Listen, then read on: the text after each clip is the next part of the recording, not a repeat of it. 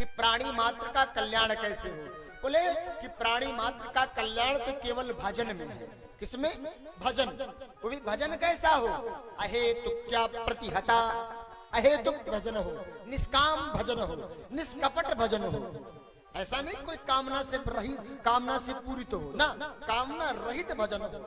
जैसे राधा जी का श्याम के प्रति निष्काम प्रेम है, निष्काम प्रेम है, निष्काम भजन करती हैं कृष्ण का। कैसे? एक बार भगवान जो है ना अस्वस्थ हुए, भगवान कृष्ण अस्वस्थ हुए, बीमार हुए, तो बड़े बड़े वैद्यों को बुलाया गया, लेकिन भगवान को कुछ फायदा नहीं हुआ। तो किसी महात्मा ने कहा कि यदि किसी अच्छे संत की, अच्छे महात्मा की चरणों की रज मिल जाए तो भगवान स्वस्थ हो सकते हैं। अब भगवान के लिए कौन अपने चरणों का रज देगा भाई? कौन पापी का पाप का भागी बनेगा? आपसे कोई कह दे भैया अपने चरणों का धूल दे दो, भगवान को चढ़ाना है, आप दोगे? नहीं दोगे?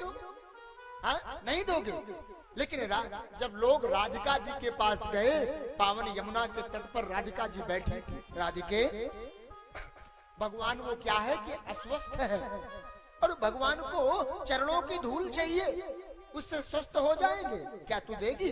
राधिका जी तुरंत यमुना जी में प्रवेश की, चरणों को धुला और आकर के उसी तट पर अपने चरणों से बालू जो घाट पर था उसको स्पर्श किया चरणों से और एक गमछे पर ला करके झाड़ दिया। महाराज लोगों ने कहा राधिका तू क्या कर रही है? अरे ये कृष्ण के सर पर लगेगा तुझे नरक मिलेगा। राधिका ने मुस्कुराते हुए कहा मेरा प्रिया प्रीतम जिसको मैं भजन करती हूँ, जिससे मैं प्रेम करती हूँ, वो अगर मेरे चरणों के धूल से वो स्वस्थ हो जाए और उसके स्वस्थ होने पर, उसके मुस्कान पर, उसके प्रसन्नता पर अगर राधिका को नरक भी जाना पड़े ना तो राधिका को स्वीकार है। ये प्रेम है, ये इसको कहते हैं निष्काम प्रेम, जिससे मेरा प्रेमी स्वस्थ रहे, आनंद में रहे, इसको निष्काम प्रेम कहते हैं। हा?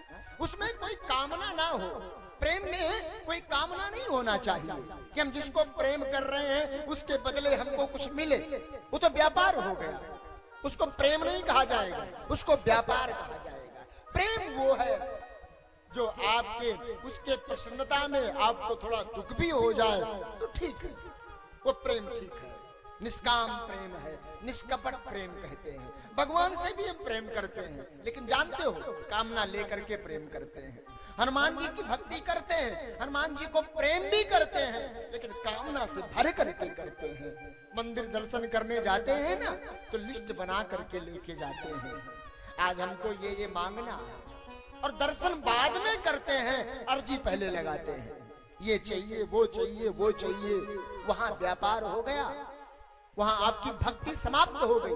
आपको क्या लगता है हम बड़े भक्त हैं? ना, बिल्कुल नहीं, गलत फहमी है आपकी। वहां तो आपका व्यापार हो गया, हमने लड्डू चढ़ाया, लड्डू के बदले में नौकरी मांग ली, भोग लगवाया, भोग के बदले में नौकरी मांग ली, घर मांग लिया, बंगला मांग लिया, गाड़ी मांग लिया। बिल्कुल आवश्यकता नहीं है साहब, मांगने की जरूरत नहीं है आपको।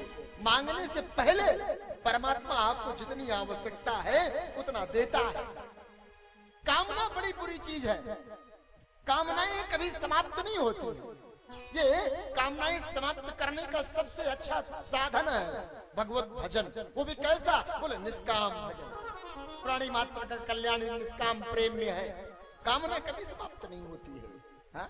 भगवान के पास जाओ, भगवान से कुछ मांगो मत, भगवान को ही मांग लो साहब, आपको बहुत कुछ मिल जाएगा।